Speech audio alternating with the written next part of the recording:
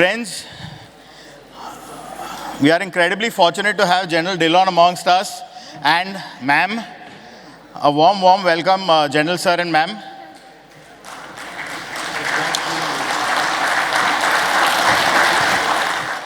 And we are also privileged to have Shiv, ma'am, and his daughter also join us. A huge round of applause to Shiv as well. So friends, I'd just like to share a context to everyone here. When we had the opportunity to speak to both General Sir and Shiv several months ago, the theme, the talk was, of course, revolving around military, around leadership, life lessons from the army. And then the unfortunate, horrific tragedy at Pahalgam happened. We then had Operation Sindoor. During that period, there were significant amount of information that was shared to our audience, and there was a significant amount of misinformation. If we were to believe social media, one night we would have ended up capturing, our troops would have reached Lahore. But the truth of the matter is, in times of social media and misinformation, the voice of reason that we could all trust, one of such voices, Shiv Arur, who is now the managing editor with NDTV, is here with us today. He spent 21 days at the front lines in Kashmir, at the borders, at Poonch, Rajouri, Uri, amongst the bullets, amongst the shelling. And we are really honored and fortunate that Shiv is here with us today. A huge round of applause to Shiv, please. Shiv is known to be amongst our foremost, and along with Shiv, Tavleen ma'am, Meera, his wife and daughter are here with us today. And I was telling Shiv that the family of a journalist like Shiv, I'm sure the pressures that you all have is something we will never understand. And the family of a soldier. And of course, the family of a soldier we all know about. So, before we get to General Sir, I'd like to show a short tribute that the India Today group played for Shiv. It's very rare today when we see in the times of business where people move organizations, such a legendary tribute video for the India Today group to share for Shiv is something truly inspirational. Om, can we have the Shiv's video, please?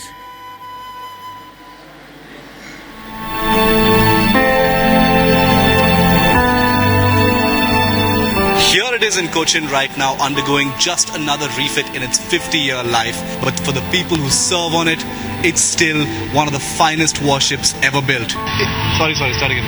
Roll!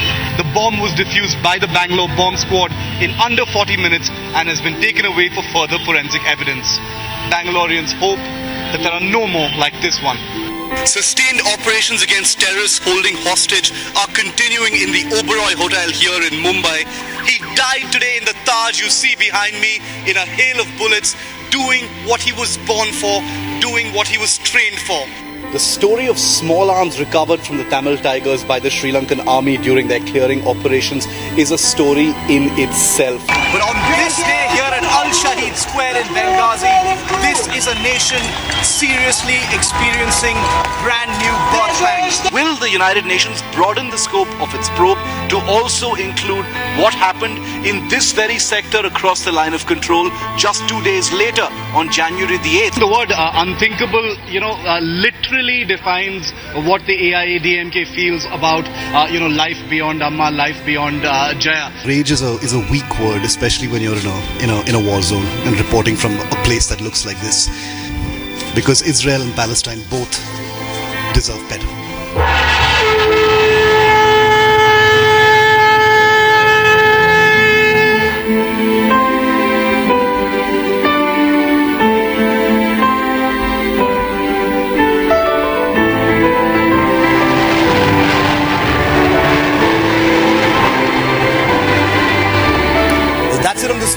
episode of Battle Cry. Thanks so much for watching. Actually walked into the frame behind me and started waving and clapping.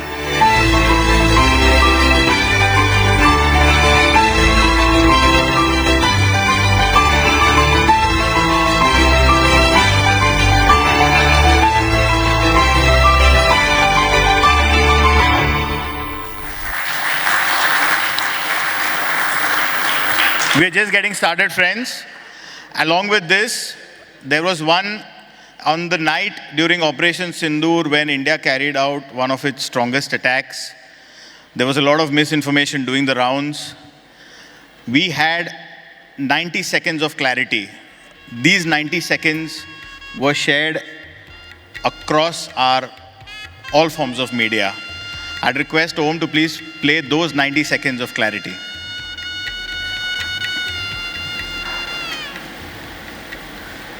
Span of 90 minutes early this morning, Indian combat aircraft struck 11 major Pakistan Air Force bases deep inside Pakistan's military infrastructure. Let me name them: Noor Khan in Chaklala, Rafiki, Murid, Sukur, Sialkot, Pasrur, Chunian, Sargoda, Skardu, Bholari and Jacobabad. Each of these bases holds strategic significance: command centers, logistics hubs, drone launch pads and aircraft shelters. Noor Khan, right next to Islamabad, is their key logistical artery in Rawalpindi. Rafiki and Sargoda are the crown jewels of the PAF air operations. Skardu, a launch pad for high altitude operations. Chunia and Pasrur, staging grounds for drone sorties. Bholari and Jacobabad, forward deployment bases critical for rapid mobilization.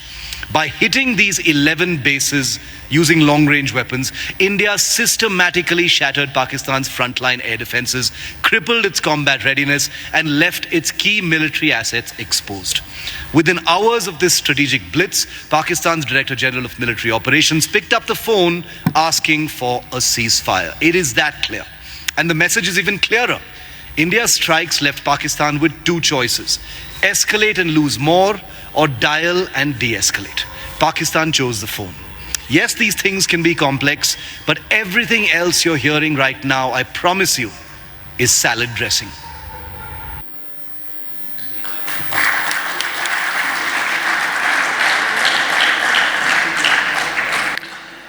Good evening, everyone.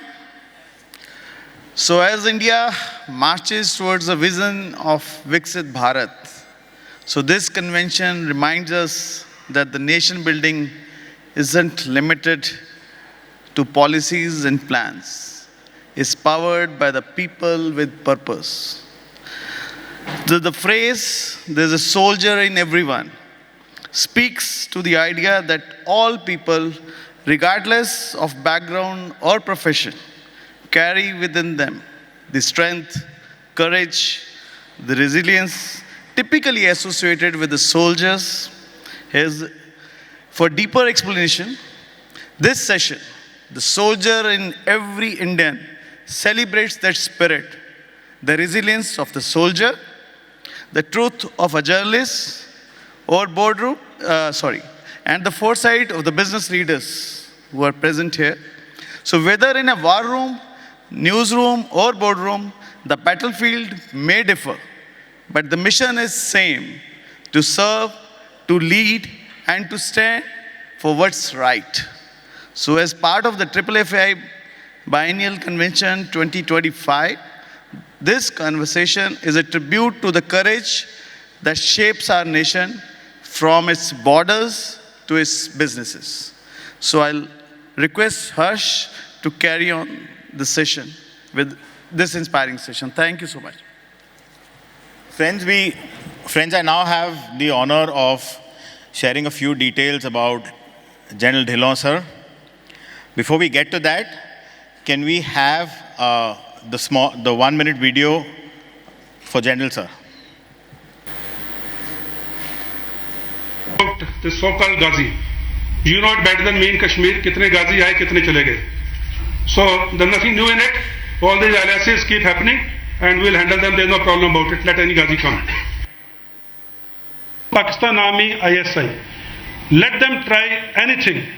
They will be befittingly replied to, and replied to in the manner which the generations to come will remember. They were called by the Honorable Defense Minister. This has been told by my Chief of Army Staff. This has been conveyed formally by my Army Commander. And I again, on behalf of Indian Army, can confirm to you Pakistan Army will be taught a lesson which they would have never understood, probably better than 1971. Anyone who has picked up gun in Kashmir will be eliminated unless he surrenders. I told you, कई गाजी आए, कई गाजी गए. So परवाह मत करो. Don't worry, we are there. Indian army की might के सामने पाकिस्तान आर्मी की हिम्मत नहीं है कि कुछ कर सके. So talking about the situation in Afghanistan and its impact on Kashmir, I think a lot has been written on it, a lot has been said about it. Coming down to the Kashmir Valley, we are very clear, anyone who enters Kashmir Valley will not go back alive in whichever way. So our focus is very clear on counter-terrorism operations.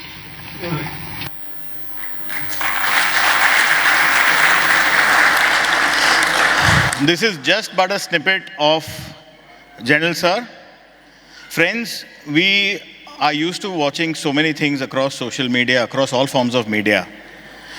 I'm not sure whether how many of us have taken time to watch a medal ceremony. Lieutenant General Kanwaljit Dhillon, sir, sir, please pardon me if I get these certain things wrong, but it's really nervous for me to be saying all this in front of you, sir. Sir has been awarded the Param Vishisht Seva Medal, the Uttam Yudh Seva Medal, the Yudh Seva Medal, and the Vishisht Seva Medal. We are fortunate to have a 30-second clipping of one of those medal ceremonies, and it is really important that we share that all with you.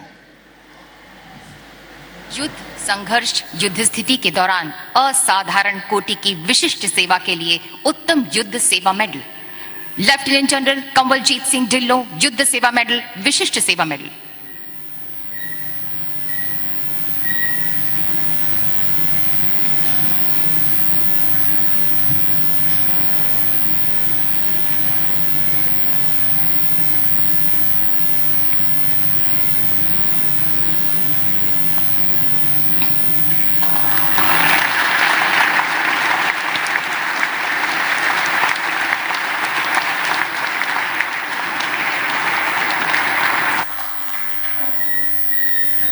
Friends, without taking much of your time, before I invite Shiv and General Sir on the stage, a note to everyone that when we do have the Q&A, again, in order to maintain decorum, some of our senior members would be present in the audience with a mic.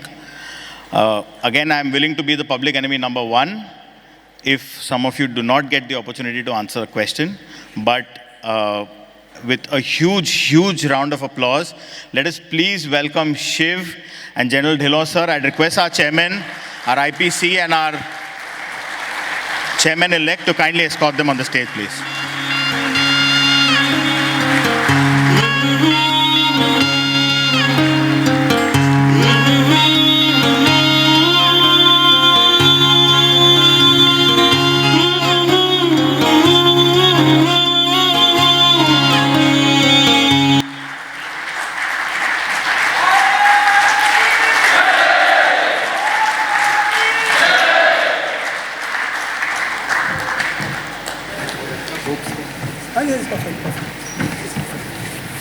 If you find you can move this sitting space. A note before they start the session: the commitment of a Fauji never ceases to amaze us. General Sir has had multiple spinal surgeries, but because of the commitment and given to us at FFI, I cannot even go on to describe the honor that it is that Sir has chosen to be here while he is recovering from his spinal surgeries. Shiv, over to you, please. Am I audible to everyone? General Dhillon needs no introduction. He's a soldier. I am a far inferior species, a journalist, but I also come from a world, where we speak to people with guns who guard borders and keep them closed. And now, General Dhillon, you and I are in a room full of people who open borders and clear borders. And therefore, I think there's something to be said about how there are heroes on both sides who do both kinds of jobs. So, first of all, thank you all for your service as well. It's an important job that the customs do in the country. So, just wanted to mention that. When we were invited to give this talk, it was many weeks before Operation Sindoor. And as you know that the world has completely changed, our country has completely changed. As Harsh said in his very kind introduction, I've just returned after over 3 weeks in Kashmir, most of that time spent in the forward areas, reporting on how things played out between the two countries. But I think before we get into the many aspects of what happened, with some of those lessons in General Dhillon's new book that's just out, which is, I am halfway through it already. It's an absolutely incredible book about leadership and lessons from the military. But how fortunate we are, General Dhillon, to have a live operation in front of us. You've seen it in your lifetime. I'm much younger than you, so I count myself fortunate to have seen something like Operation Sindoor from up close because of the many lessons that we can learn from there as well. But I'd like to start, since we hear the word, and it was so nice to hear everyone say Bharat Mata Ki Jai right now, because not that any of us ever needed any reminding of how different we are from Pakistan, but can there be a bigger difference between us and them than a country that had 12 air bases almost destroyed, their entire air defense completely paralyzed, huge amounts of their weapons destroyed, 8 cities, metropolitan cities of Pakistan completely compromised by Indian weapons and drones, radar and surface-to-air missile installations procured at enormous cost from Pakistan, either paralyzed or completely destroyed. Chinese artillery supplied to Pakistan deployed along the line of control, jamming and not being able to work. And that is the country that promoted its general to field marshal on the back of that. Are we the same? We are not the same. So the whole world can talk about narrative war. We have lost the narrative war. But I think India, the Indian army, the Indian military is a moral army. We've got nothing to prove to anyone. Let people say whatever they want about us. Let people ask how many jets we lost. It doesn't make a difference, because we know what we did, the world knows what we did, and most importantly, Pakistan knows what we did. So let's never ever for a moment think that we need to be underconfident, that we have something to hide, that we have something to be embarrassed about as far as what can happen in military operations. Now I will bring General Dhillon in, because when I was there and in Srinagar, at Uri, in Kupwara, General Dhillon was on my show quite frequently at 8 p.m. every day. And one of the things that occurred to me is I am standing here as a temporarily deployed journalist, seeing these things for a brief window in my life. But this man has been there as a part of his career, operated there, commanded there, been on the border, commanded troops who've actually seen the kind of action that we saw during Operation Sindoor. So I want General Dhillon's opening comments on that, because he has been in charge of the Srinagar Corps, the 15 Corps, the famous corps that has seen so much action this time as well, during Pulwama, after Uri, and so many other operations which even General Dhillon has no permission to talk about. So your opening comments, General Dhillon, on watching, your former playground light up once again in front of the entire nation. Thank you, Shiv. And I remember when one of those evenings when Shiv was in Kashmir, and before the interaction started, there were certain clippings being shown of his being in the forward area that I could recognize few of them, because I personally walked on those areas as a young captain and a major. Notwithstanding that, just to give a context to the whole thing, my first posting to Kashmir was as a young captain in September 1988. And the Kashmiri Pandits' exodus, or throwing them out, or whatever you call it, the black date is 19th of January 1990. And I was there as a young captain. That night, in the vicinity of my battalion's deployment in North Kashmir. We were not deployed on the line of control. We were the reserve formation. I remember having saved 13 Kashmiri Pandit families, brought them out to a unit area. Next day morning, they took a bus and went to Jammu. So I have seen Kashmir from there, then 89, 90, when the whole terrorism started. As a captain, then as a major, then as a lieutenant colonel, commanding officer, then as a brigadier, brigade commander, then again as a brigadier, continuous tenure in the corps headquarters, and finally as a corps commander in 2019 to 20, in whose tenure Pulwama happened, Balakot happened, and abrogation of 370 happened.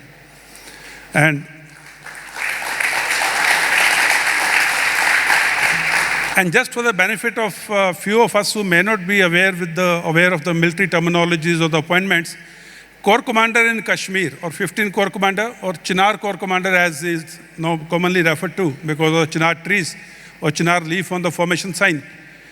Chinar Corps Commander is responsible for the complete line of control opposite Pakistan-occupied Kashmir in the Kashmir Valley, operations on the line of control, operations across the line of control inside Pakistan-occupied Kashmir, and counter-infiltration operations on the line of control. He is also responsible for all the counter-terrorism operations in the valley floor, the army component of it, and coordination and synergy with the Jammu Kashmir Police, intelligence agencies, CRPF, and other paramilitary forces. He is also responsible for liaison with the civil administration, intelligence agencies, the media, the journalists, the social media management, the air assets management, and everything what comes within the purview of warfighting. Maintenance of reserves and logistics. Who would know it better than this audience? A lot of operational plans cannot be put into action because a logistics plan cannot support it. That is the importance of logistics in the military also. Any commander can make any operational plan unless the logistics is there to support it. The plan doesn't go in. So this was a brief introduction about what was my task. And of course, Pulwama and Pahalgam, a lot of people draw parallels. I was there when Pulwama happened, and within 100 hours, we killed the module which had carried out Pulwama. So a lot of people ask me, and this press conference clipping was from that press briefing. Ghazi was the name of that commander of that Jaish-e-Mohammed module who carried out Pulwama. His original name was Kamran. He was a Pakistani terrorist. We killed him within 100 hours. In the press briefing, someone asked me, "Sir, is Ghazi dead?" So I didn't want to give much credence to the terrorist. So I said, "Kitne Ghazi aaye, kitne Ghazi gaye, parwah nahi." So that's when this statement came. Thank you. The Kitne Ghazi Aaye, Kitne Ghazi Gaye is an amazing book. I'm sure, from that response, I take it that everyone has read that book, General. And anyone who hasn't must please read it. It's an incredibly inspiring book, which includes that wonderful incident that General Dhillon has just quoted.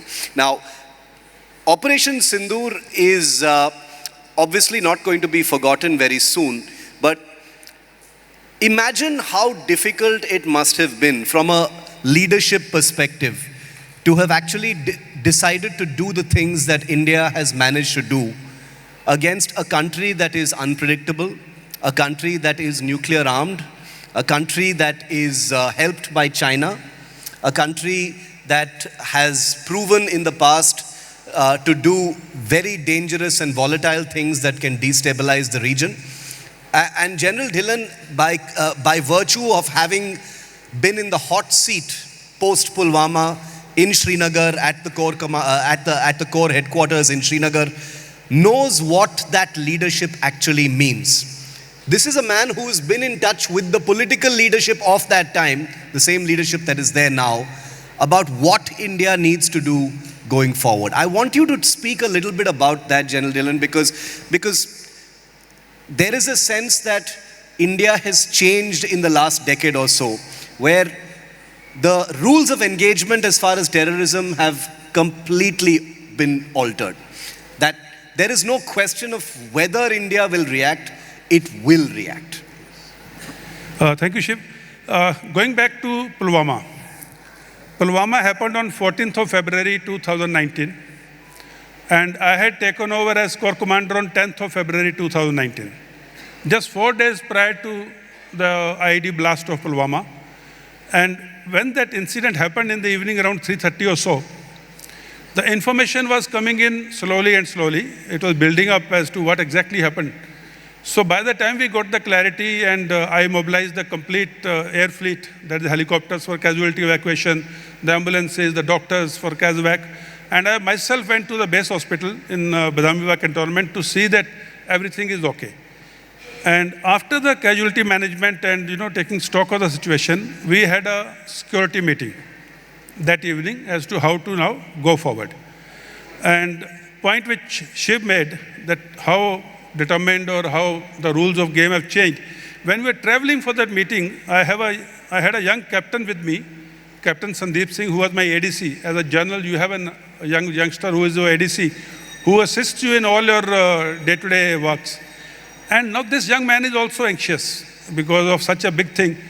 And he is asking me, sir, ab kya hoga? And pardon my language, I said, we will get the bastards. Now that is the resolve. Because militaries and nations do not act with the feeling of taking revenge or avenging an incident. Nations and militaries become more resolute to make sure the punishment is given whosoever has carried out that act. So in that meeting that evening, on 14th evening, when everyone was discussing why this happened, why the vehicle could come inside the convoy, why there was nothing, why there was no bulletproof vehicles, why the ROP allowed the vehicle to come in, and all those type of things, and why there are so many people in one bus, and this and that. So my point in that meeting was, I said, whatever has happened would come out in the inquiry. Now let's see what we have to do now. Let's get down to the business now, because every minute wasted is an opportunity gone.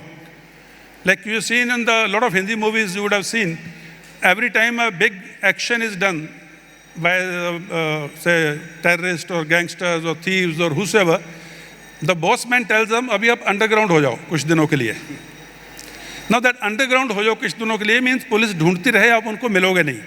Now we didn't want this module to go underground. We wanted this module to stay on the ground and talk. Because if they're moving, we will see them. If they're talking, we will intercept them.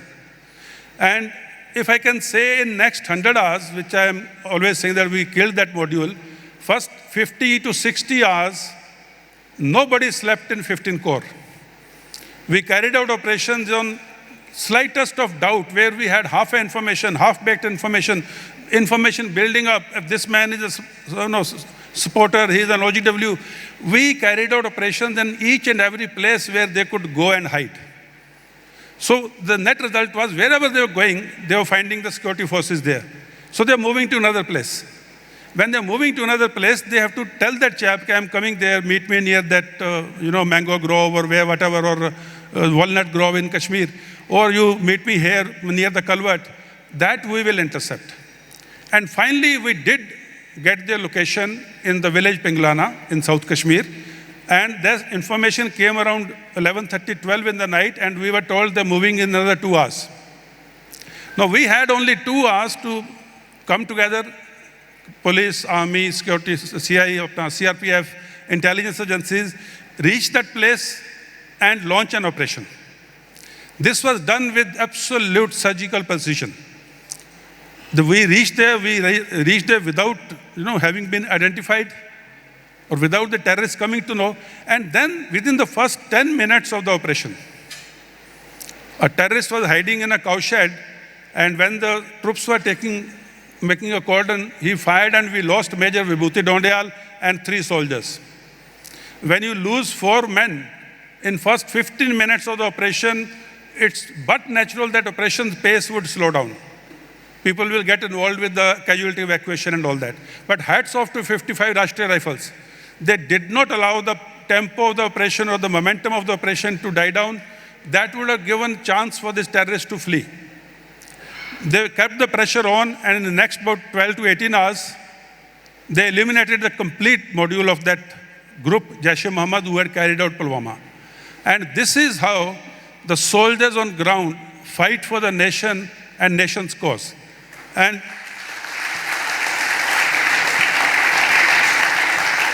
Here I would like to say one more thing. Jaish-e-Mohammed was the terrorist organization which carried out Pulwama. And there is a Hindi movie, very famous Hindi movie, which has a dialogue, "How is the Josh?" And Jaish-e-Mohammed and Pakistani trolls had started trolling Indian social media users, "How is the Jaish?" Meaning Jaish-e-Mohammed.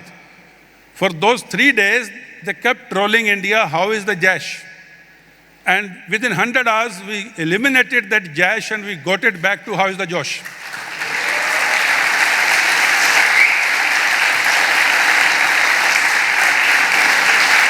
Now, this is what a good team spirit, a synergizing operation between various stakeholders, and a determined leadership can do.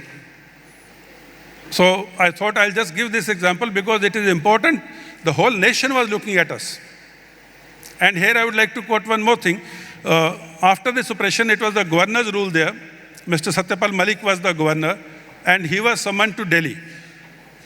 And he was to meet the Prime Minister. Once he returned from there, he told me this firsthand in front of General Rawat. And he says, I was to meet the Prime Minister because Prime Minister would definitely ask him why, how come such a big incident has happened.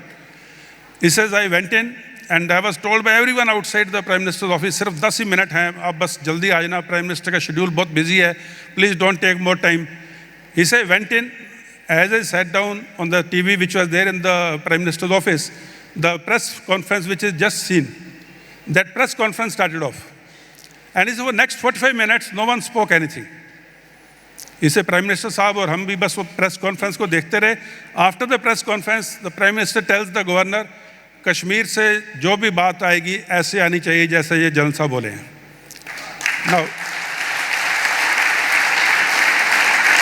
Now this is such a big honor for a soldier.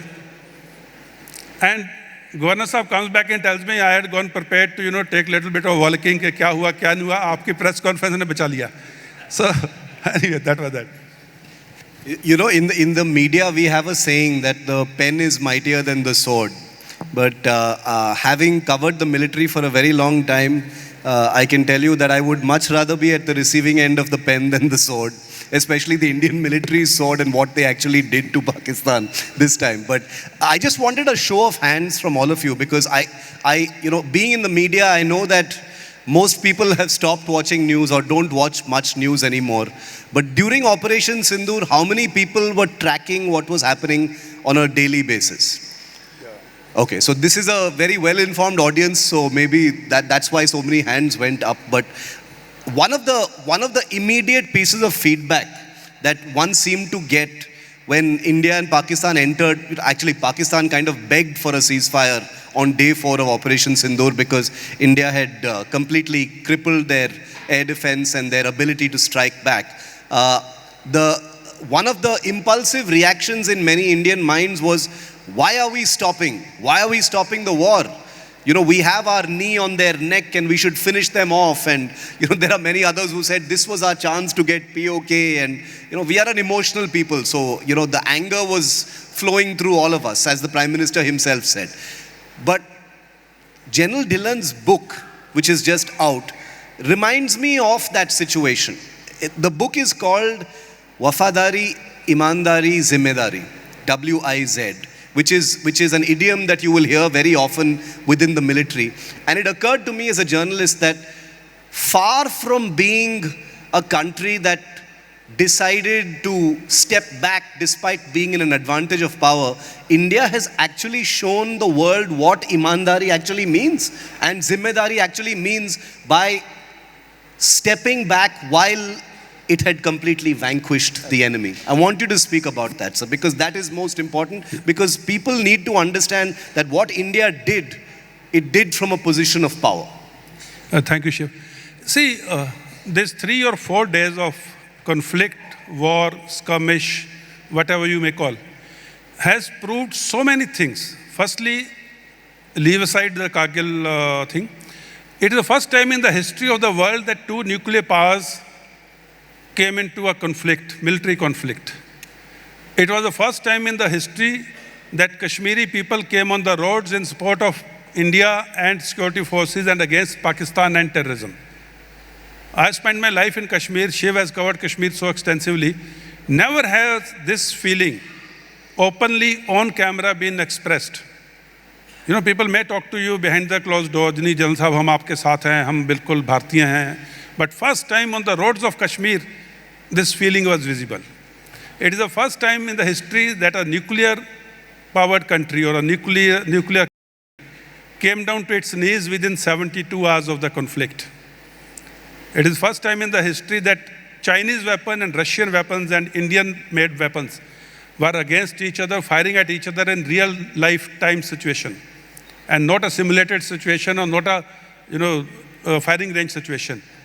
And Russian, Indian joint venture and Indian weapons did extensively well that within 3 days, Pakistan's air defense, as Shiv has said, and air force was grounded. A nuclear country's air defense and air force grounded where we could hit their air bases, which Shiv, took the names, from north to south at will. None of our weapon systems, of none of our projectiles or missiles could be intercepted by them. Imagine a nuclear power country coming down to knees in 3 days. And why did we step back? There are two things which are, troubling the world today. One is terrorism, and second is the nuclear assets going into the hands of irresponsible people. We are a nuclear state, we are a responsible state. We went into this combat or conflict with a very well-defined aim. We said we are retaliating against the Pahalgam incident. And if you want to draw a parallel, 9/11 happened, Osama bin Laden was responsible.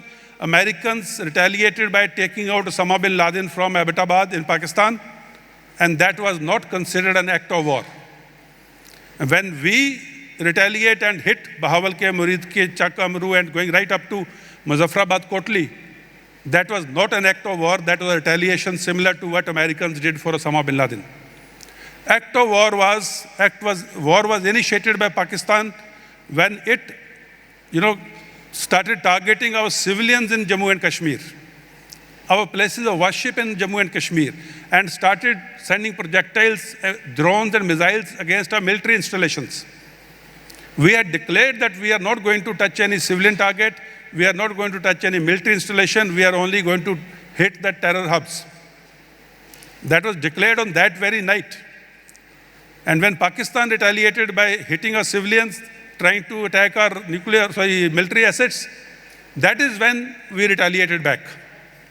And after 3 days, what happened, you just heard Shiv saying on the camera. So that is when Pakistan realized if we take it any further, the escalation, that is not in Pakistan's favor. Because Pakistan's war-fighting stamina against India's war-fighting stamina, there is one hell of a difference. With every passing day, Pakistan's war-fighting capability reduces exponentially vis-a-vis India. And long war is not in favor of Pakistan, as a military man I'm telling you. And the economy is in doldrums, the politics is in doldrums, the diplomacy is in doldrums, the military is in doldrums. And why this narrative, Shiv talked about in his introductory comment, why the narrative is being built that India didn't do this, India didn't do that? Because we are the 4th largest economy. We are the 1/6 of the world in market, human resource. If someone is manufacturing a needle, he has to come to India to sell it. We are the world's largest democracy. We are a responsible nuclear state. And mind you, we are 4th largest economy, but the world is not very happy with it. No one is celebrating India going up. Everyone is thinking, why this country, which was a slave country 75 years ago, how can it be the 4th largest economy in the world and surpassing the country which was our masters? And nobody was happy to see Indian weapons and Russian weapons winning against Chinese weapons, because weapons industry is a very big industry in the world. West was very happy to say Chinese have won, but they were not happy to see India and Russian weapons winning, because the orders will start coming this side now.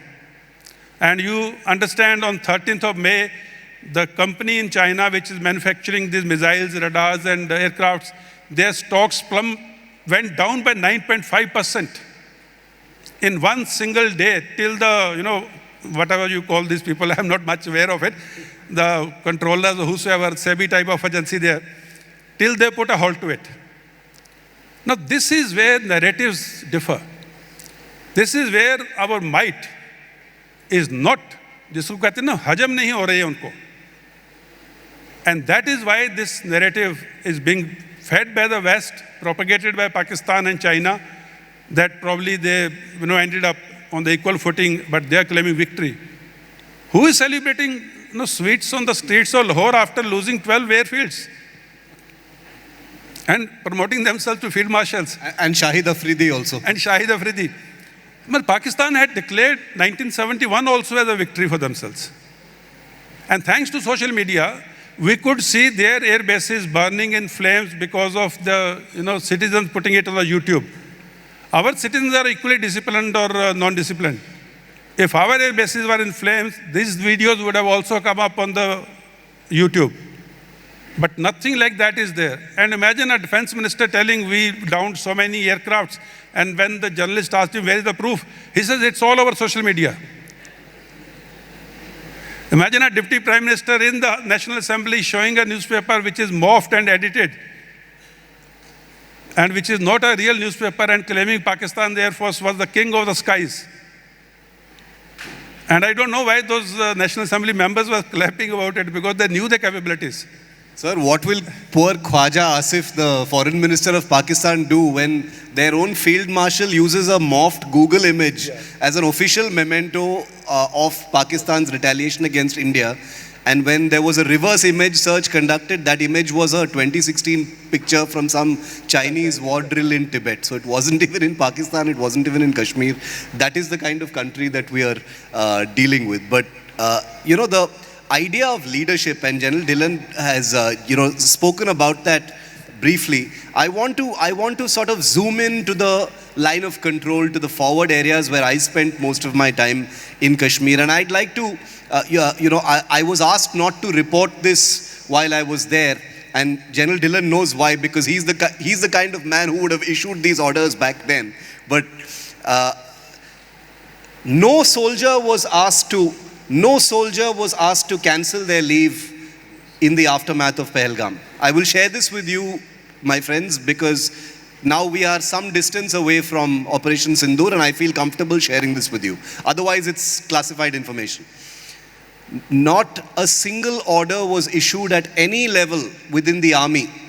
At the corps level, at the division level, at the brigade level, at the battalion level, at the unit level, at the post level, at the forward area level, no commander, no commanding officer issued any orders post Pahalgam to their soldiers that they must cancel their leave and come back. And here's the amazing part. Every single soldier and officer who was on leave by themselves canceled their leaves and went back to work.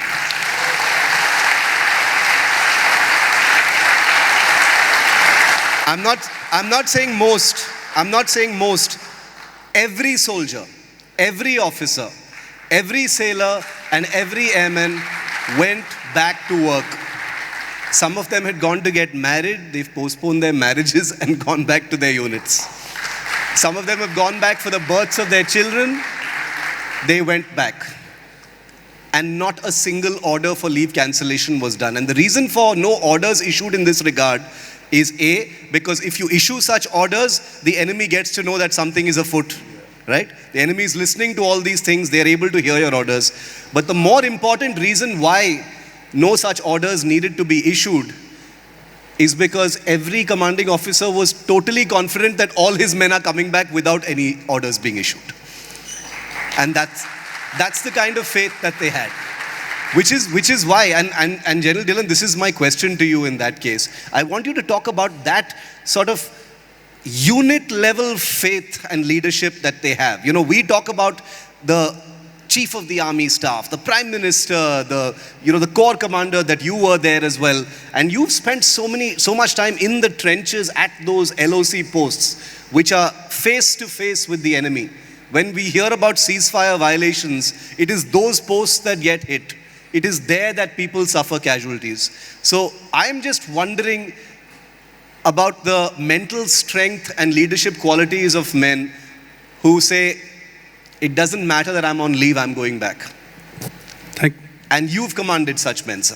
Thank you. And, just to link the question with the incident of Pulwama.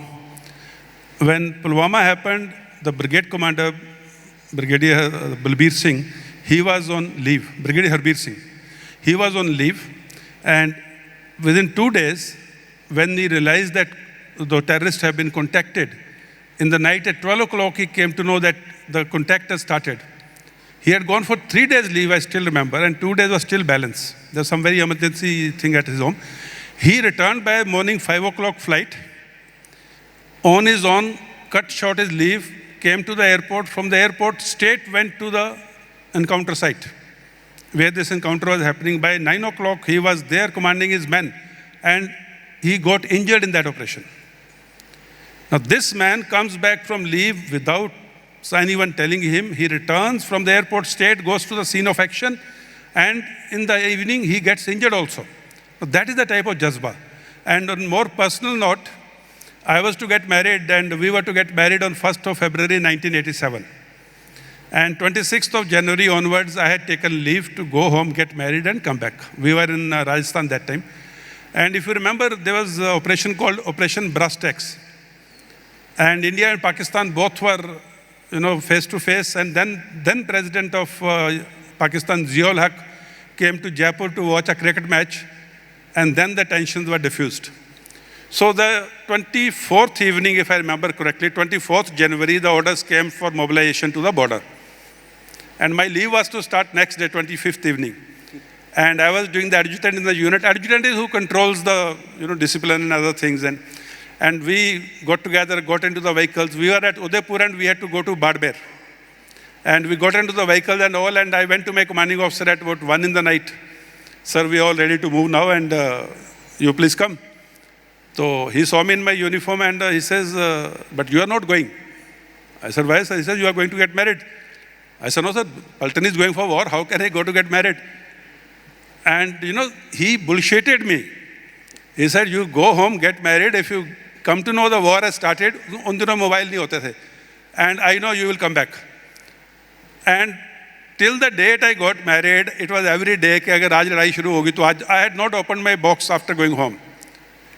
And after the wedding on 1st February, so we both went back to Udaipur, left her at Udaipur, an unknown place for a young girl of 23, 24 years of age. 22, yeah, don't.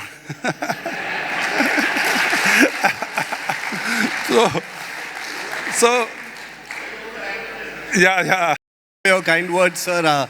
I take that as a huge compliment. I will never compare myself with a soldier, but I will only say that those who wish for war are those who have never seen it and never been anywhere close to it.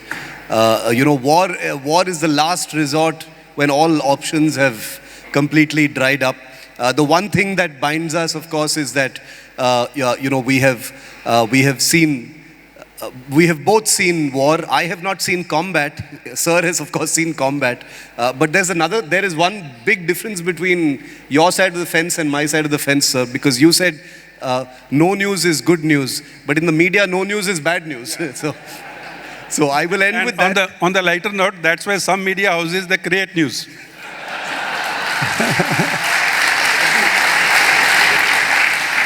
I remember during Operation Sindoor, I was, contacted by a person who manages the guests in the news media houses for a particular channel. And say that time was 8 o'clock. And at about 7:30, I had never gone on that channel earlier. At 7:30, I switched on to that channel. I said, let me see inka line of thinking kya hai. And I see Islamabad kabje mein kar liya hai. Karachi pe hamla. I called up that chap. I said, I'm not coming on it. I'm not coming on a show. While I was in Srinagar reporting on the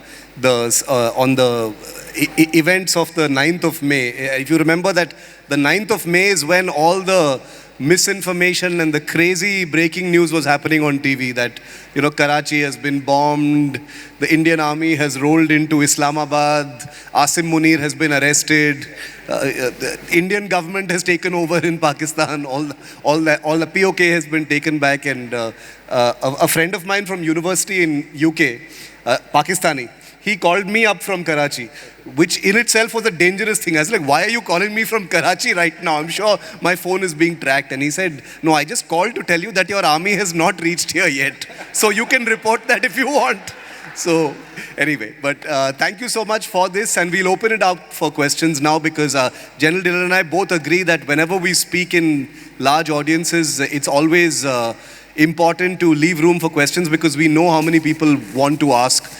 So please direct your question to either of us or both of us and go ahead. And Harsh will moderate, I think. General Sir, thank you so much. Shiv, thank you so much. I'll quickly get on to the questions. Friends, again, due to paucity of time, we request you to keep your questions very brief, very direct. We'll try to take a few questions because we have to respect everyone's time. So Tej bhai, you can just start once, please.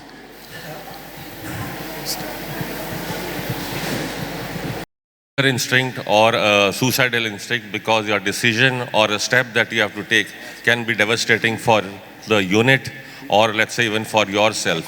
So is the drive that, you know, all the instigations that you have been given during your previous training, or is it that you have got a call from your superior, maybe the CDS or the Ministry of Defense that nahi aaj jang ladna hai, aaj kood padna hai, or is it your self-motivated, is it coming from inside you?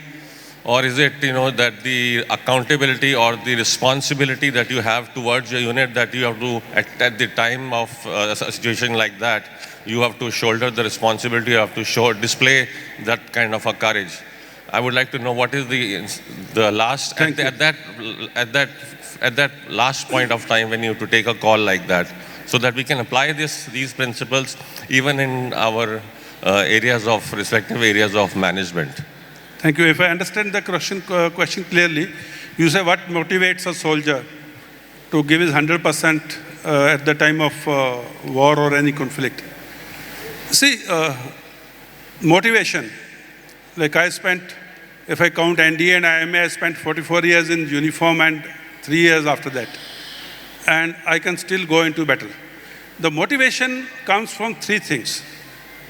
Firstly, the confidence in your weapon. That my weapon is superior to the enemy's weapon. It may be your personal weapon, it may be the Air Force or Air Defense or whatever. If your weapon is not good enough, you will never be motivated to go into a battle. It's like if your product is not good enough, you will never be able to go into the market and compete. Second is confidence in your buddy, the person who is next to you. Because I am very sure my buddy will not run away, he will fight till the last. And I'll give an example of the buddy after I finish this. And buddy is getting confidence from you. Okay, my buddy is here, he is not going to run away, so I will fight. And third is confidence in your commander's abilities to lead you. And all these have these components of wafadari, imandari, zimmedari embedded in each of them. If a commander is good, you would love to fight under him. If you feel your commander is not very competent person, he will give orders where defeat is certain, you will not be very motivated. And these three things motivate a soldier to go and give his more than 200%. And second point which you said, why you fight? No soldier, no individual Jawan, fights for the nation at that moment. He fights for his Paltan ki ijjat, unit ki ijjat. 4 Rajrif, beta, jhanda nahi niche aana chahiye. And when he fights for 4 Rajrif, he fights for Indian army, in turn he fights for India. जो nearest motivation है वो है पलटन की इज्जत. क्या बोलेंगे 200 साल पुरानी पलटन ऐसे हो गया वैसे हो गया. And now I'll tell you about the Paltan. I was a second lieutenant and I was taking an exam where Havaldars were to be promoted to Naib Subedars. And I gave a situation to someone in a Viva. I said, Havaldar Shair Singh Saab, I still remember his name. I said, साहब आप alpha company में हो और number 1 platoon commander हो.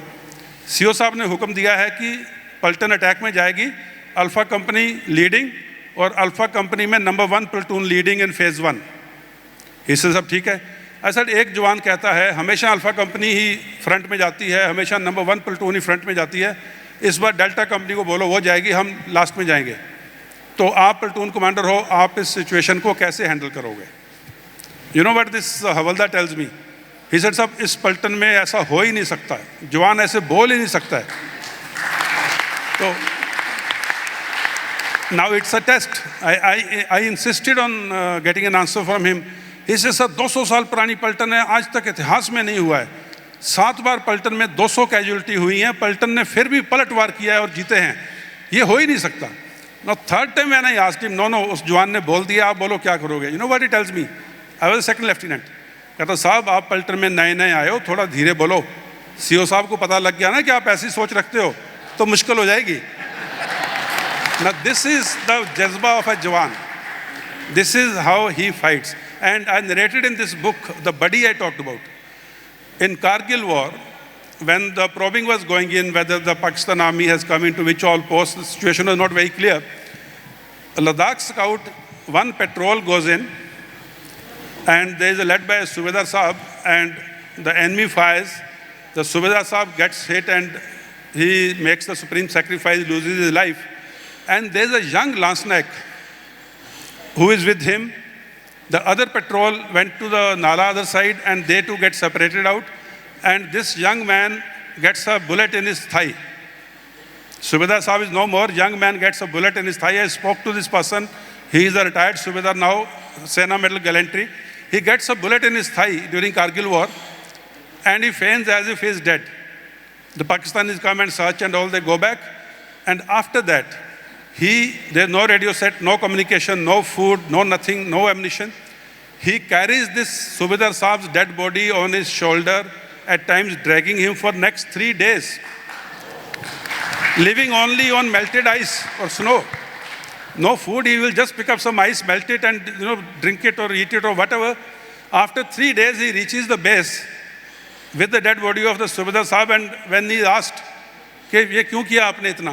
कहता साहब मुझे विश्वास था अगर मुझे कुछ हो जाता तो ये मेरे को पीछे छोड़कर नहीं आते, और अभी सुबेदार साहब की जान नहीं है तो मैं इनको पीछे छोड़ के कैसे आ सकता हूँ? That is the buddy system.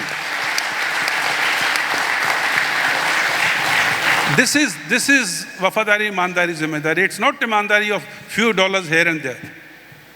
ईमानदारी इज उस जज्बे के प्रति ईमानदार रहना, देश के प्रति ईमानदार रहना, अपनी पलटन की इज्जत की तरफ, अपने बड़ी की इज्जत की तरफ, बड़ी की जान की तरफ. So these are small little things in the units which happen, but small things are big things in anyone's life. Sorry, I took a little longer. I get emotional at times. No. So, General Sir, you mentioned small things turn out to be big things. At this juncture, if you could also kindly share with the audience, I remember listening to you about your near-death experience when you were almost accidentally, when the cook mistaken who you are. Okay. Now, when you were saying near death, I was trying to figure out कौन से वाले की बात कर रहे हैं. Because there have been so many. Now, I was a major in Lolab in North Kashmir, again, 99-2000. And I was also the officiating commanding officer. Because my commanding officer had gone on leave, so I was officiating, being a senior most major. A young officer had got posted in, and he had never been into a counter-terrorism areas earlier. I was in Rashtriya Rifles. So I thought I'll go to that post, sit with that young officer, give him the confidence, and try to tell him what are the do's and don'ts and how to go about things.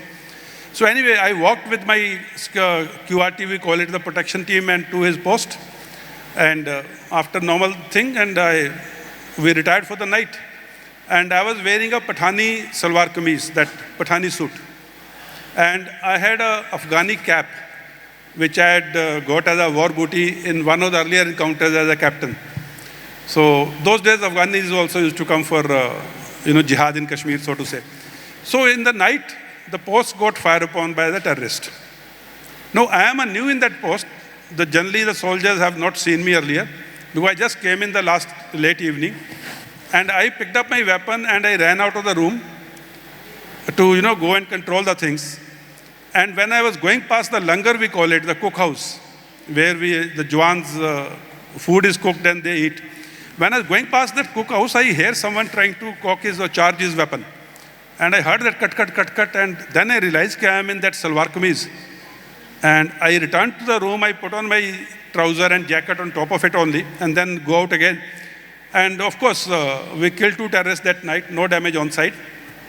Those were the days of Fidain. And after the whole thing was over, the fire had stopped and everyone was now trying to check. Fidain used to be, they would come inside the post, fully armed, and then they would kill as many soldiers as they could before they are killed. They were on a suicidal mission. And now we were trying to check out whether any Fidain has entered the post or not. So everyone is checking his area, his barrack, his small little place, and saying, "Saab, idhar nahi hai, idhar nahi hai, idhar nahi hai." So I'm getting a report from everyone that no terrorist has entered the post. And when I'm coming back, I see a little schmozzle around the cookhouse. 8-10 people standing there. So I go there, I said, "Kya hua?" कहता साहब ये cook कह रहा है कि इसने फिदाइन देखा है, फिदाइन पोस्ट के अंदर आया है. And when I asked him, हाँ साहब बेटा क्या हुआ? Now by this time I was in the uniform. The Pathani suit was under below the uniform, inside the uniform. And I said बेटा क्या? कहता साहब मेरे सामने साहब ये 6.25 फुट का टेररिस्ट, इतनी लंबी दाढ़ी साहब, हाथ में एक के साहब पठानी सूट पहना हुआ. कहता साहब मेरी तो राइफल नहीं, कोक हुई नहीं तो मैंने तो मार लिया होता.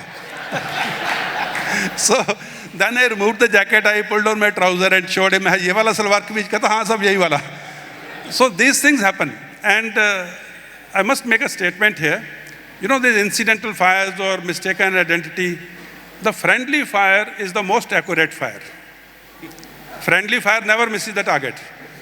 You know, the mistaken identity fire never misses the target. It's a world-known phenomenon in the armies.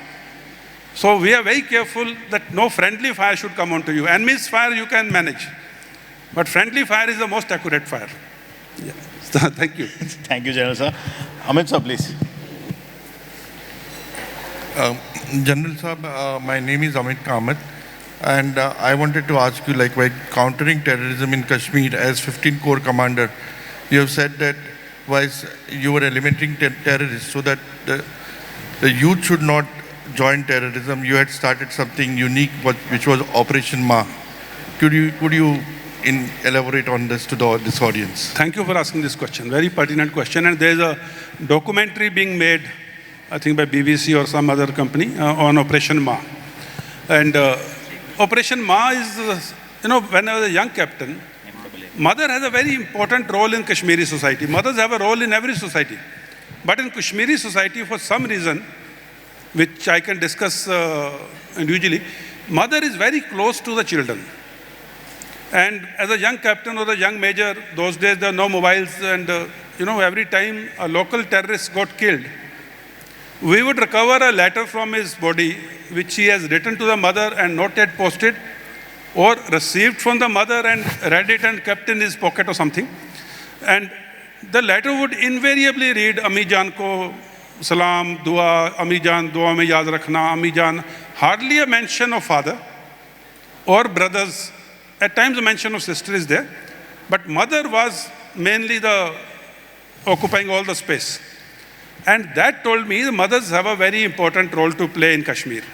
So when I went as a Corps Commander, on day 1, I said I need a data of last 1.5 years as to the terrorist Kashmiri boys who have picked up a weapon.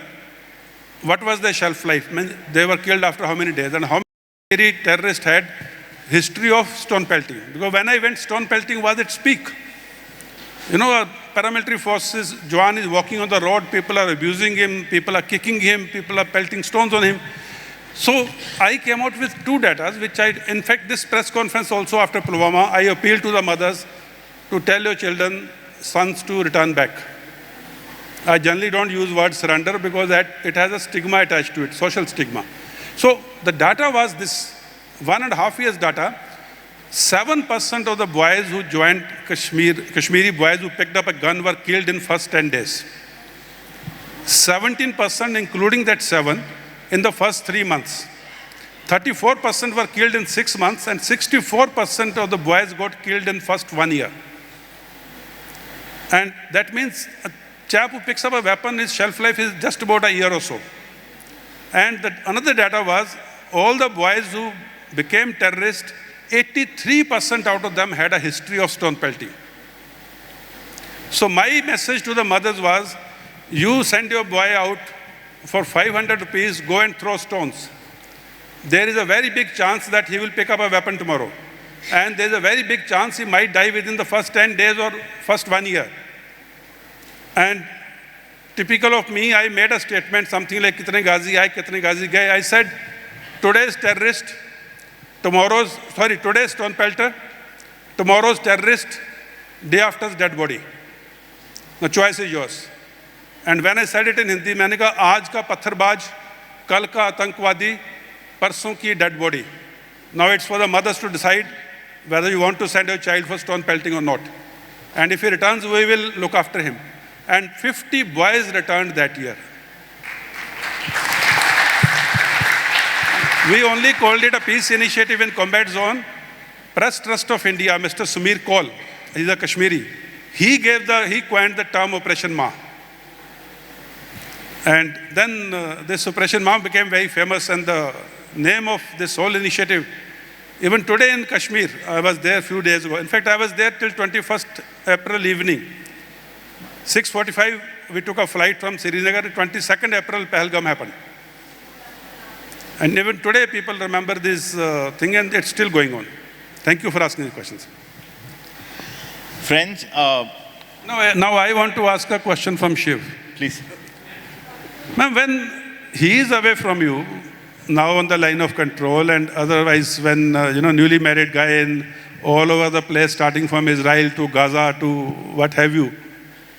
Now, how do you remain in contact, other than she might be seeing you on TV maybe after 1 or 2 days? No, you answer. Okay, ma'am, what goes through, in fact, no, my question was to her only, but then I thought the mic is with you. But ma'am, how do you manage this, and especially the young daughter, who will ask questions कि आज पापा वापस घर क्यों नहीं आए हैं? She, in fact, Meera, while Shiv had gone to Srinagar, when the attack happened, sir, I knew that I'll get a message after his bulletin that Tavleen, I have to go. I mean, tomorrow I'm flying to Srinagar. I think that was 24th. One of the day after the Pahalgam attack. So I knew this is going to happen. See, what happens is, this is not the first time that he's covered, like you only said. Even when he had gone to Libya, even when he had done Israel, there were times when he used to not tell me that, or tell either of us, whether it's my parents or his parents, where he is. He would tell me once he's gone and come back, oh, by the way, I went there, I did this, and I'm back. And now I'm posting, the story will come now. So, like you said, it's something, as because I've also been a journalist earlier, we understanding the nature of the job is a part of partnership, I think, and it's a give and take, and it's cohesive. Meera, as far as Meera is concerned, she was telling me that in school, a lot of kids were coming and saying, oh, we've seen your father reporting on TV. It's very exciting. So she was okay with it. She didn't know how to react. So, but to her credit, she did not, she was a little scared. She only used to get scared when I was a little worked up. There was few evenings when he was reporting, and there were, those drones were coming, and it was little, even though we've seen it so many times, you're a human being after all, you get little anxious. But I know that he will not do something, if I can take the liberty of saying something absolutely stupid and not, and then pay the price for it. So no, ma'am, you are wrong there. Journalists, I have seen journalists, the risks they take, and I will give I'll give one example of this Operation Sindoor. A particular woman journalist called me up on, I think, 9th or 10th, and she was reporting from Rajouri and Poonch area. And she says, Jan sir, typical, na, kahan pe jayegi ye ladai abhi? So I said, I don't know, I am not in uniform. And she says, now our hotel chap in Rajouri has told us to vacate because there are too many drones coming, too much of firing happening, and now we don't know what to do. So my recommendation to her was, I said, what you can do is, because in case something happens, Akhnur would become a center pivot point. And Akhnur is a choke point also. And I said, then army will stop the civilian vehicles from coming back down and up and all that for their safety. So I say my recommendation is if you can come down south of Akhnur and report from there. You know what she tells me? She says, वहाँ तो कुछ हो ही नहीं रहा, हो तो सारा कुछ यहाँ पे रहा है. So I have to be here in the thick of it. So journalists, hats off to them. I have seen them in Kashmir. They take tremendous amount of risks for their job, for their profession, and they do it very, very diligently. Must compliment them. Friends, at this juncture, there's one important point that we'd like to get a perspective from both General Sir and Shiv. We all heard about India suspending the Indus Water Treaty, keeping it in abeyance. Yes or no? Can I have the hands up? How many of us thought कि dam बनाने 5 साल लगेंगे? Let's be honest. So it was really important if we could hear from Sir and Shiv the significance of the first act of putting the Indus Water Treaty in abeyance. Sir. Okay, Yaman, it's a very wrong notion that militaries go to war. Nations go to war. Nations go to war, militaries merely fight on the borders. Industrialist fights on the, machine floor. The economist fights in his graphs and other things. The teacher is fighting in the classroom. The media chap is fighting the way I just told you to keep you updated. So when the nations go to war, the comprehensive national power is applied against the enemy. That includes economic power, that includes diplomatic power, political will, military might. So in this Operation Sindoor, or precursor to Operation Sindoor, when the Indus Water Treaty was, held in abeyance, I would like to explain to you the grain of the country in this part of the world.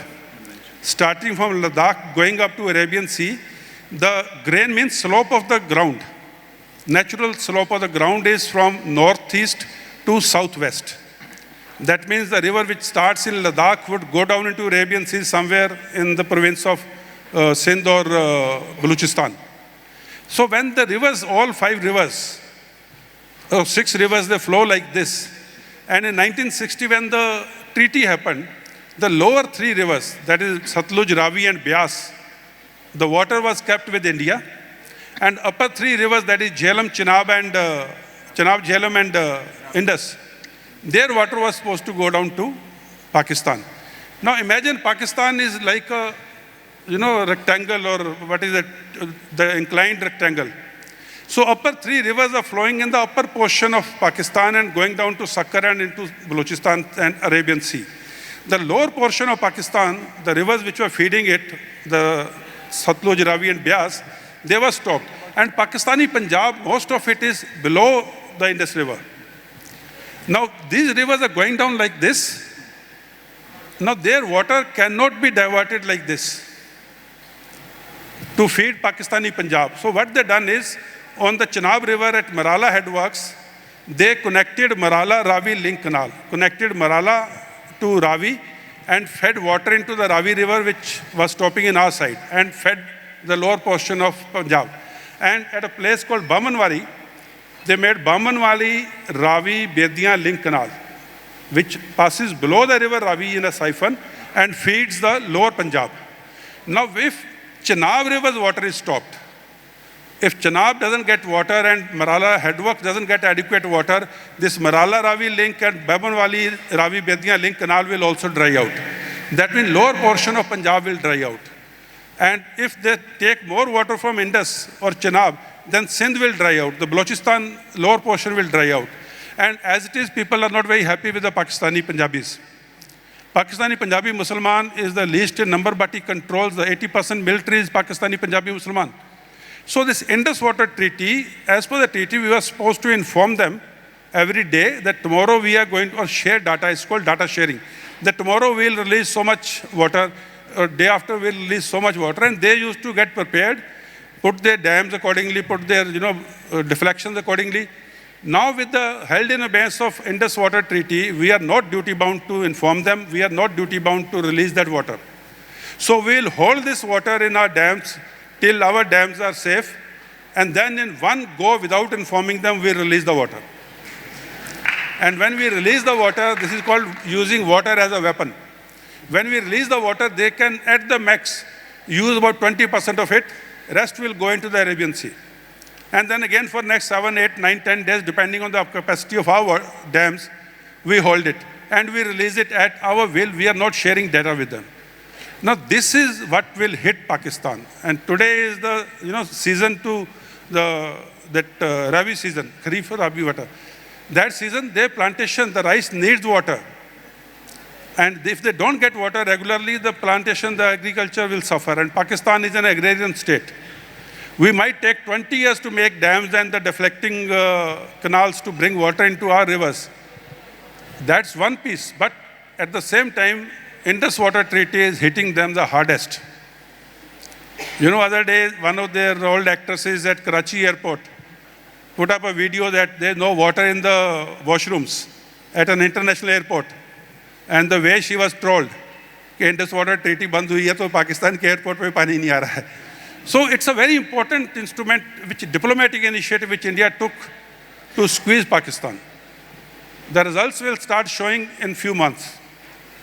And if we stick to this, because Operation Sindoor is not over, the Indus Water Treaty has not been brought back, and if we stick to it, that's why Pakistan is saying we are ready to talk about Indus Water Treaty also. I think this was the biggest diplomatic action which hit Pakistan. Very true, sir. And every word of what General Dhillon says is correct, because I can tell you that after 3 weeks in Kashmir, I spent some time at the Wular Lake and other reservoirs of Kashmir, which are integral to the Indus Water Treaty, which control the water that flows into Pakistan. And I spoke to the many people who live in the Bandipora area that is affected by these rivers. And I heard many journalists ask the people who live there what they think about this punitive measure against Pakistan, the suspension of the Indus Water Treaty. And every single villager and person who lived there said, "आप इसको punishment क्यों बोल रहे हैं? ये तो इंसाफ है." So nobody in Kashmir sees this as a punishment to Pakistan. They see this as justice to Kashmiris. The fact that 80% of water that is meant for Kashmir has been flowing into Pakistan and 20% is available to the people of Kashmir. They say it is an enduring historic injustice and a wrong that has been corrected with this measure. And I agree. Nations go to war, not the militaries. And I think by holding the Indus Water Treaty in abeyance is probably a bigger, more powerful, more coercive measure than any military action possibly can do to Pakistan at this time. And that's one of the big reasons why they crumbled so quickly. Friends, I'm really, really sorry. I know we could have and we can take this session on endlessly. But before we come to the conclusion, there is one important thing that is necessary to convey to everyone. And General Sir, I'd like you to also talk about this part. Friends, one of the crucial aspects towards the security of our country has been Article 370. Do we all agree with this? Do we all agree with this? We really don't know.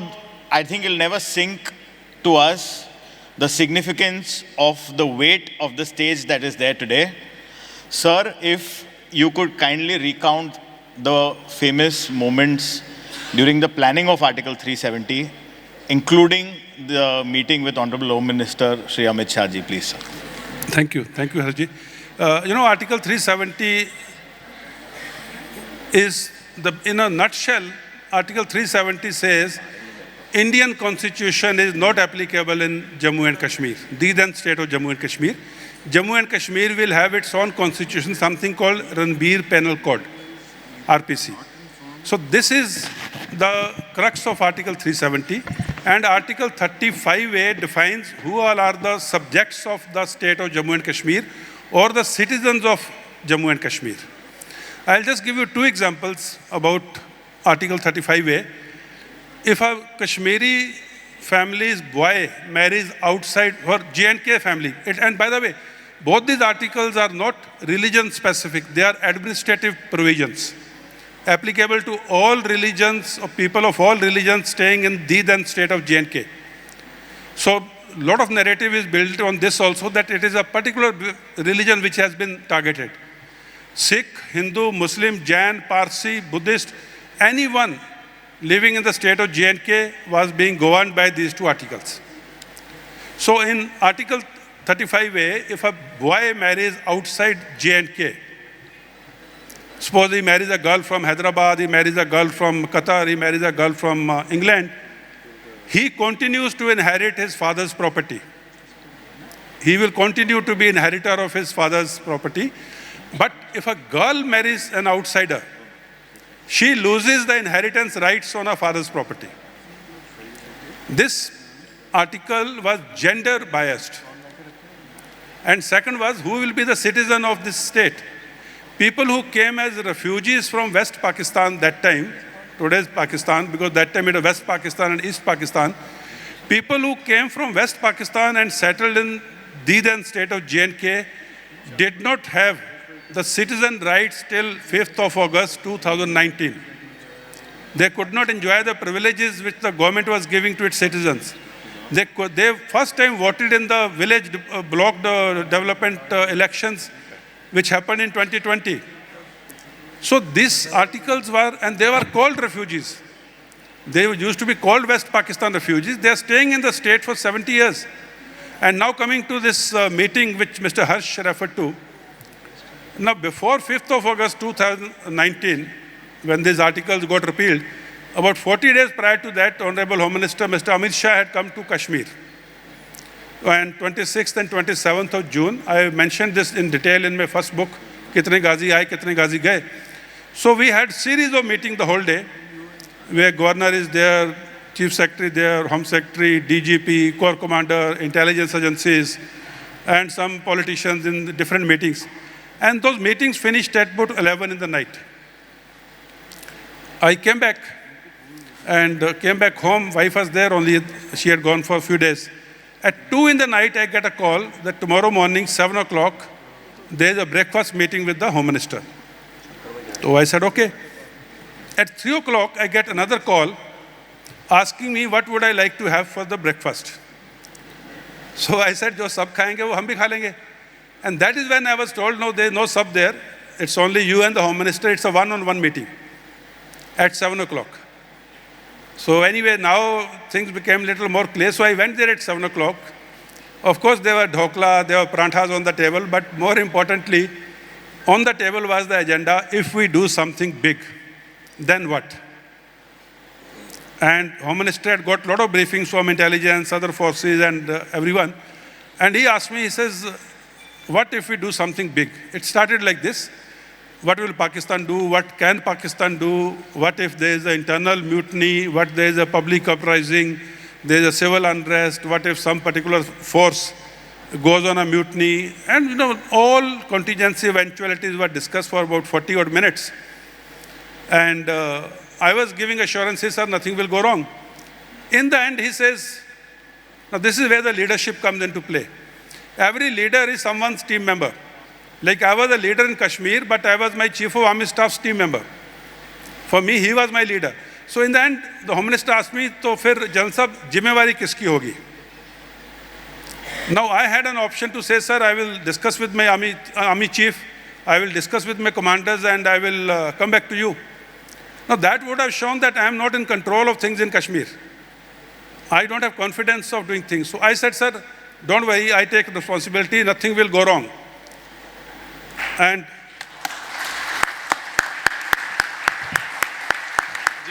so nothing will go wrong. That is zimmedari. Yes, very right. Zimmedari. And that is when I made a statement, which again there is in the book. I said, sir, agar itihas likhna hai, to kisi na kisi ko to itihas banana padega. And so happy that I was part of that history creation, and I wrote that history in my book of Article 370. So, and by the way, after 370 was abrogated, people were saying, wahan khoon ki nadiyan beh jayengi. Some former chief minister said, tirange ko kanda dene wala koi nahi hoga. Those 90 days after 5th of August 2019 were the most peaceful 90 days in the history of Kashmir terrorism.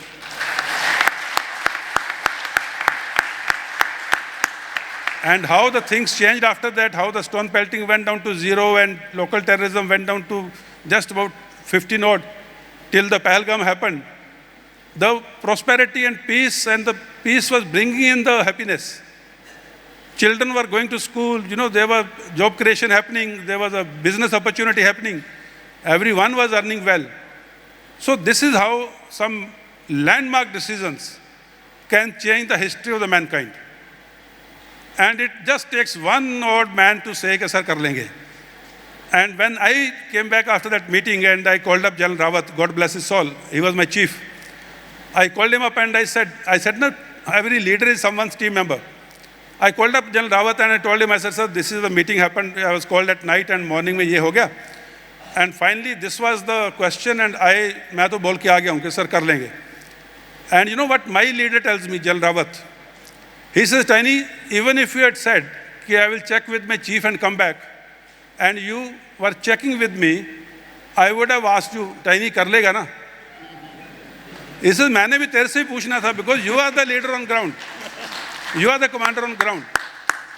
And now he says, "Now that you have said it, now you tell me what you need from me as help, so that you do it well." Now this is leadership. This is hand-holding. Otherwise, anyone else would have told me, "Who the hell you are? How can you say it? It's an international ramifications, it's a national decision. Who gave you this authority?" But he said nothing like that. That's a very important lesson. You have faith in your leader, you have faith in your team. And till abrogation happened, he never questioned me, kya ho raha, kya nahi ho raha. He just told me, "Tiny, you're doing a good job, carry on." And by the way, when he sent me to Kashmir as a corps commander, and I was 11th in the waiting to pick up a corps, he picked me up from number 11, sent me to the corps, 15th Corps, and gave me this mandate at about 9:30 in the night in his office. He said, "Tiny, I'm sending you to Kashmir. Go and do a good job of it. Period. No long briefings, no nothings, no key result areas, no terms of reference, nothing. Just do a good job of it." That is how the leaders inspire the team. And I have a lot of time for General Rawat. Thank you for asking this question. Thank you. And I would like to know Shiv's perspective on 370, how suddenly this happened and how things were moving. Because he was covering it very, intimately. I can give you the very cheeky newsroom perspective of it. It was a very warm morning in August when it happened, just after the, few weeks after the election victory in 2019. And there was a huge amount of buzz in the newsrooms that kuch to announce hone wala hai. And I remember all newsrooms thought it was going to be Uniform Civil Code was going to be announced in Parliament, something about Uniform Civil Code. But there was one photographer who had taken a picture of Amit Shah. I don't know if all of you remember it. There was a photograph that was taken of Amit Shah who was speaking to someone outside Parliament before he entered Parliament. And there was a file in his hand. And it was a very high resolution photograph, and someone had the mind to zoom in on that file. And on that file, you could see some small piece of text that said Article 370 on it. And as a result of that, everyone got a bit of a heads up that this was going to happen. So this is the one thing the government couldn't keep secret until it actually got announced. But I think incredible to be part of that history, sir. And I think your leadership after the announcement of the abrogation of Article 370 speaks for itself. Because as a journalist, I'm a person who believes in actions and evidence more than words. And you've heard the words of us, but the evidence is there in Kashmir. Pahalgam has happened, that is true. The world has changed, but since between 2019 and 2025, you have seen Kashmir have bumper tourism. 2024 had more tourist footfalls in Kashmir, by the way, than all previous years since militancy began combined. That is not a small figure. That is incredible. Kashmir was crowded, its economy was booming, cinema halls had opened, restaurants had opened, there was a vibrant nightlife, there were bars, there were, there was all kinds of, youth had stopped moving out of Kashmir, people were studying in Kashmir University. But then Pahalgam has happened and now we have to see what needs to be done about it. But Article 370 is an irreversible decision. It will never go back, no matter what anyone says. I'll just take 30 seconds because Shiv touched upon secrecy, maintaining the confidentiality. I am talking to all the logisticians sitting out here, a high-end logistician, and you will understand when I will say what I'm going to say. Imagine it's end of June, 27th of June, when I came to know what's going to happen. And I always maintain only 2.5 persons in Kashmir knew what's going to happen. 2.5 because half person only knew किस को पकड़ना है, उसको अंदर करना है. He didn't know what is going to happen, but other 2 people knew. And the whole planning happened in my drawing room, in Corps Commander's drawing room. And they would come meet me there and leave their briefcases there only in my custody because nothing is more secure than a Corps Commander's house in Kashmir. And that was one way of maintaining secrecy. There were no meetings happening anywhere. In my command as a Corps Commander, I had 6 Major Generals. I had not even told them. I had not told anyone. But I had a big challenge, logistics challenge. Indian Army is deployed on the high altitude mountains. And these hills where the posts are there, they get cut off by about end October, beginning November. So their stocking of their rations, their medicines, their petrol, fuel, their ammunition, and what have you, has to be done before 31st October for November, December, January, February, March, April. For 6 to 7 months, say rough figure of 50,000, 70,000, whatever number of troops. Imagine those many men, their 3 times meal, their medicines, their ammunition, their weapons, the weapon cleaning and other things now have to be stocked from end of June till about end of October. So we had about 4 months window where we stocked these people and through normal every day the convoy is moving. Now I had to finish it by 31st of July. Because if 31st July was the original date, if 5th of August this happens and there is an unrest and the convoy stop moving, who is going to feed these men during the winters on the post against Pakistan occupied Kashmir or Pakistan army? I couldn't take that risk of thinning them out and then Pakistan occupying those posts during winters. In that 1 month, starting 30th June till 31st July, we finished this complete stocking. I said, okay, we are going to have an exercise. If we get an order that after 1 month we are going for a war, I want to have an exercise and see how much we can stock. And we pulled in everything and we told openly कि हमें 1 महीने में ख़त्म करना है, हम एक exercise कर रहे हैं, civilian contractors, civilian truck drivers, this, that. And we finished by 31st July. And nobody knew कि क्या हो रहा है. And on 5th of August, when this thing was announced, my Brig ASC, the Brigadier ASC who is responsible for supplies, he comes running to my office. Sir, thank God हमने वो exercise कर ली. I said, वो exercise नहीं थी, वो actuals था.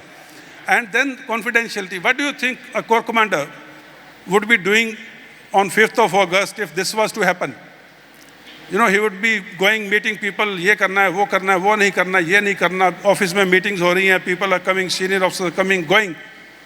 These are battle indicators as we call it. Then Pakistan would know something is going to happen.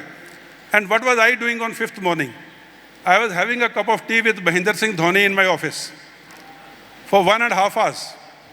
1.5 घंटा Dhoni is sitting with me and we are chit-chatting, and that evening Mahinder Singh Dhoni came to my house for dinner. So if anyone was watching my activities, he would say, यार ये तो cricketers के साथ में बैठा photo खिंचवा रहा है, कुछ नहीं होने वाला है. And we were planning and we were doing everything while not letting out any secrets.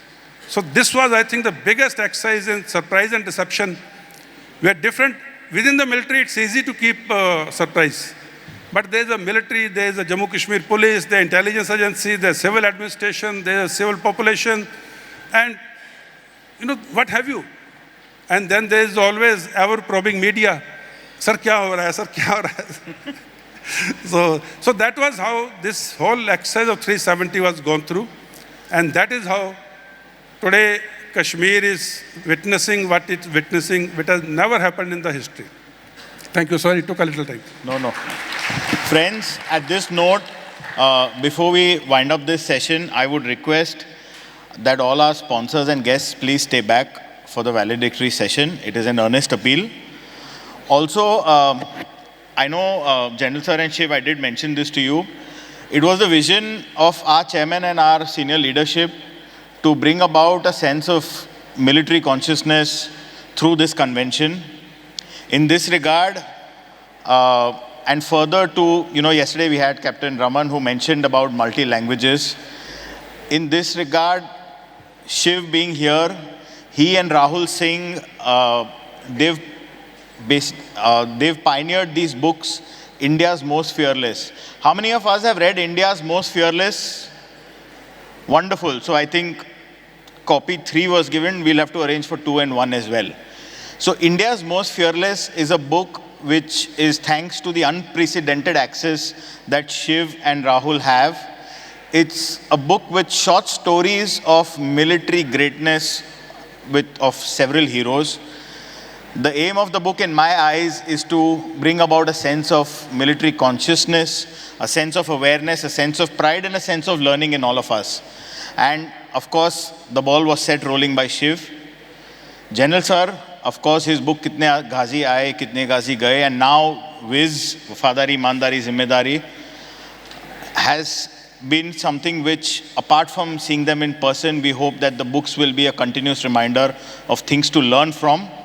We are really fortunate that with the help of certain sponsors, these books, a copy of the Viz and the IMF 3 has been a part of the delegate kit. The IMF 3 is in Hindi. It's an effort and endeavor for those to try and share amongst you to read it. A sincere thanks from us goes to our senior leadership and our chairman for allowing such a session where a sense of consciousness and awakening amongst all of us is there. I would now, at this point, sir, I would invite our chairman, Sri Dushyant Mulani, our IPC immediate past chairman and convention convener, Sri Shankar Shinde, and our chairman-elect, Mr. Amit Kamath on the dais. If you can please join us. I know, friends, we would have many more questions, but unfortunately, and General Sir, with your permission, if we can kindly honor you, we would also invite both Shiv and your families on the dais, and if we could extend our deepest honors to you, sir, and Shiv. Ma'am, and Meera and Tavleen, ma'am, if we can please have you all on the dais with us.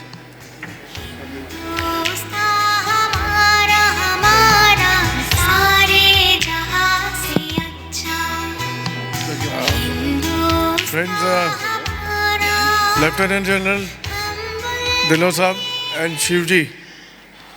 May I request Harsha Bhabhi, Shilpa ma'am, Vaishali ma'am to please come on the dais. So this honor which we had today, I thank my young friend Harsh Lapsia for arranging this. Amazing kid he is, way he has arranged everything. My only this thing, sir, we deal with field of custom clearance, export and import clearances, logistics. Shilpa ma'am, Vaishali ma'am, please. Harsh. Yeah. So that's been in our DNA. What we require, Operation Ma आपने कश्मीर में किया था. We require Operation Ma in this field also. We require Wafadari, Imandari and Zimmedari in this field also. And I would surely urge, we'll connect with you on behalf of each one of us out sitting here. We'll connect with you within 1 week. And we want to carry out an Operation Ma similar in our field to bring in Zimmedari, Imandari and Wafadari for our nation. Thank you, sir. Ladies and gentlemen, mention was made of India's Most Fearless 1, 2 and 3 series. This is a collection of acts of bravery of individuals or subunits in the face of enemy or terrorists. So all those acts have been narrated beautifully, and why I am saying this is, there is a very important aspect of how the families have supported those individuals. In most of these acts, So my recommendation is buy these books and give it to your children to read and tell them to understand the values, how valor, strong families. My next book is a chapter, Strong Families Raise Brave Leaders. Because if the family support is strong, your children, if they grow up with those value system, I think it will be a great service by you to your children if you just tell them to read. And they read like storybooks. Only difference is their real life losses of lives. But they read like a story, and tell your children to read those books, and they will learn a lot of value system which is imbibed in our Indian culture. So this is my recommendation. IMF, India's most fearless 1, 2, and 3 must make your children read those books. Thank you. Sir, I'm telling you, more than 1,000 books are pre-booked for this. We are waiting for this book. And thank you, Shivji. You've been amazing. We've been following you every minute. And my friend Harsh tracks every second of yours. Thank you.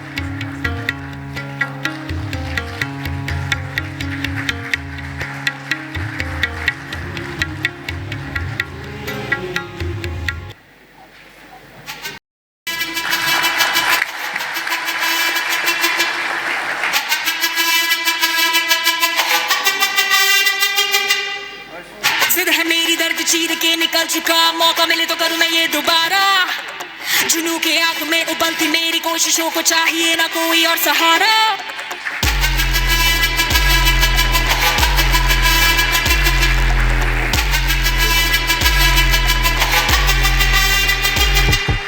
जिद है मेरी दर्द चीर के निकल चुका मौका मिले तो करूं मैं ये दोबारा जुनू की आग में उबलती मेरी कोशिशों को चाहिए ना कोई और सहारा चक्का जित्तिया ते मिलन बधाइयां चक्का जित्तिया चक्का जित्तिया ते मिलन बधाइयां चक्का जित्तिया ते मिलन बधाइयां के आया है फतेह करके सूरमा सूरमा के माने है जम्मिया एक सूरमा सूरमा सूरमा सूरमा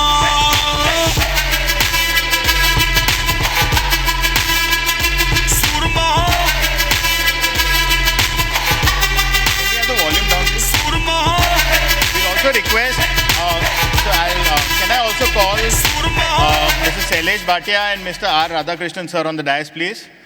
The session sponsor and the sponsors for our book. A huge round of applause, please.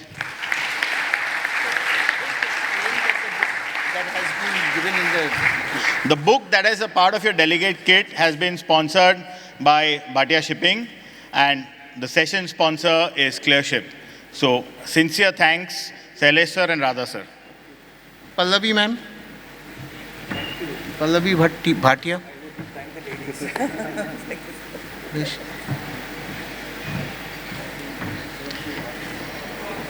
I'll request all our sponsors and guests to remain in the remain here, please.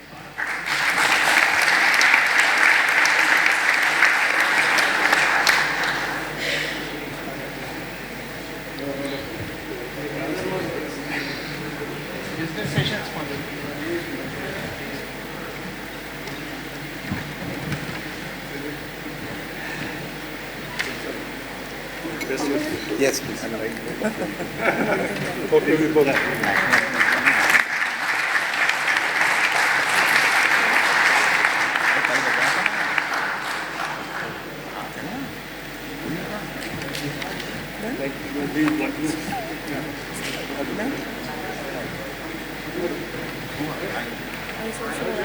Yeah.